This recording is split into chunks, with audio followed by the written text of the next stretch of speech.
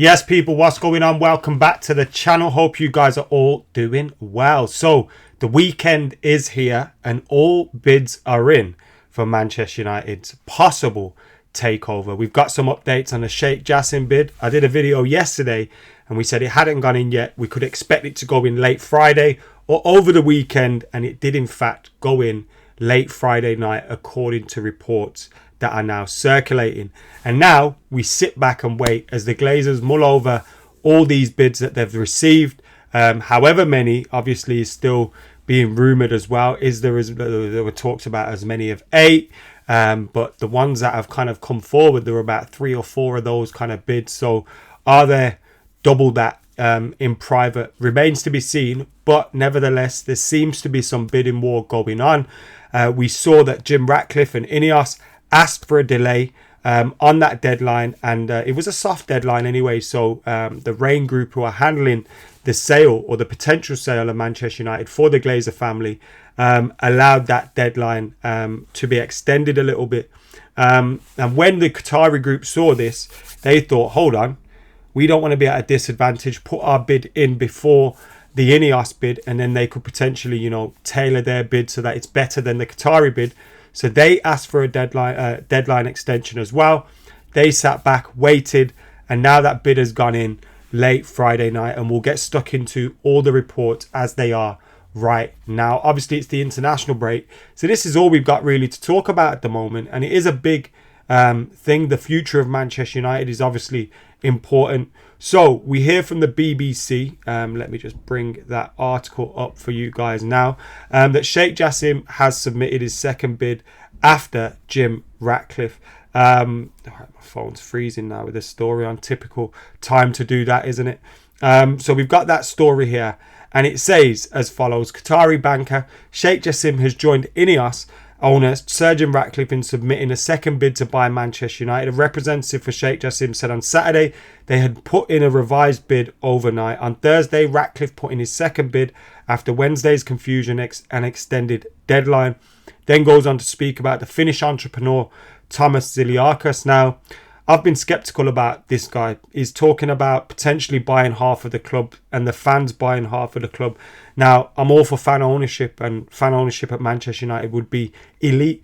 But this geezer has come on quite late and is floating this idea quite late. He wants fans to chip in money. How does that work out? What happens if your bid's not successful? Does that money come back? It all seems a little bit weird to me.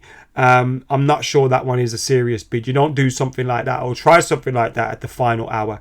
As we said, interested parties had until 9 o'clock on Wednesday night to enter their bids before the deadline was extended, and then we saw those bids going in. Now we do hear from Mike Keegan, who obviously reported on that as well for the Mail, and he said at the end of his article, those who have submitted bids are expected to hear back in around 7 days. Now obviously that is just a report. I haven't seen that anywhere else, but it is a possibility then, based on that report, that we could know or be closer to knowing where we're going to be at with the sale of Manchester United this time next week. Obviously, there's rumours as well that the Glazers might stay put, and there's talk about the Elliott Management Group potentially providing a bid that allows them to do that. That is obviously something that we don't want to happen, and I'm obviously always worried about that. But part of me then goes, would they allow this to come all the way down the line? Because if they do want to sell United in the future, that would hamper their opportunities to do that, because people wouldn't take them seriously. And I just think that it's not something they would do if they weren't serious about selling. Obviously they need to get a bid which matches their asking price. It's believed to be £6 billion or something around that, which is huge. When you see the club valuation on the stock market is around 3.54 billion, it means that obviously the bids coming in are above what the market value is of the club, and it would be a record for a sports club to be sold as well. Sportico, who have got a few things right in the past, that's not to say that they're right this time, have reported that Altani's most recent bid for the team appears to be in the ballpark of $6 billion, $7.3 billion, the amount the Glazer family is asking for. And I do just think that a lot of these rumours about them possibly staying are just being put out there to potentially crank up that price and get closer to what they want. Sportico also said Jim Ratcliffe's revised offer of 5 billion, but could not, plus 6.12 billion plus the debt, but could not match Al Thani's offer.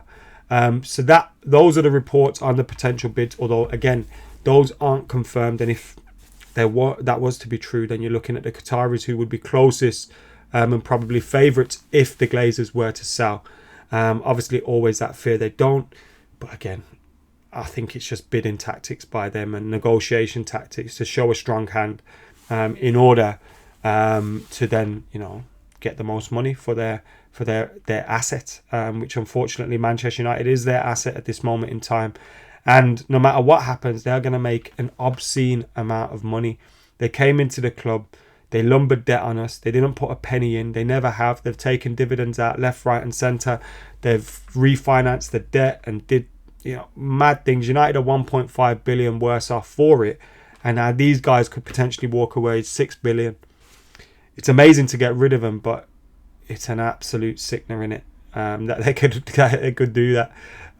But yeah, that we're looking like we're a little bit closer to the Glazers' ownership of United being ended, which will be a great day for Man United fans. But of course, where we end up remains to be seen. So guys, let us know your thoughts in the comments below. Obviously not much going on in terms of club football. United are in action next against who are in action? Newcastle on the 2nd of April. Big game for Manchester United, that one. Obviously if we win that game, you're looking at top 4 almost being pretty much cemented. Obviously Newcastle are quite close to us, but if you lose that game, I think they'd be level on points with us, and that's not a position you want to be in. I think we'll be okay for top 4, but it's not as much of a certainty if you do go and lose against Newcastle. Obviously Spurs at the moment, you don't know what's going on with them. We've got a decent cushion to Liverpool, but you don't want to give them a sniff. And obviously Newcastle are picking up some form at this moment in time. So yeah, you don't want to be going and losing that game. But if we win that game, we'd be on 53 points, 27 games played. Newcastle would be on 27 games played with 47 points. So we'd be 6 points clear of them. And Spurs have played 28 games. They've already played 2 games more than us and have a point less. So we'd have games in hand on them. And they've got a game against Everton away, which isn't the easiest of games for them. I wouldn't be surprised if they drop points. So hopefully we can go to Newcastle, get a win. And you cement your top 4 almost with 10, 11 games to go. Obviously you still need to win games, but maybe then you can focus a little bit more on those cups, because if United can win 3 cups this season and get top 4, that would be absolutely massive. Anyway, let us know your thoughts in the comments below on everything discussed, and I'll be back soon. See you in a bit.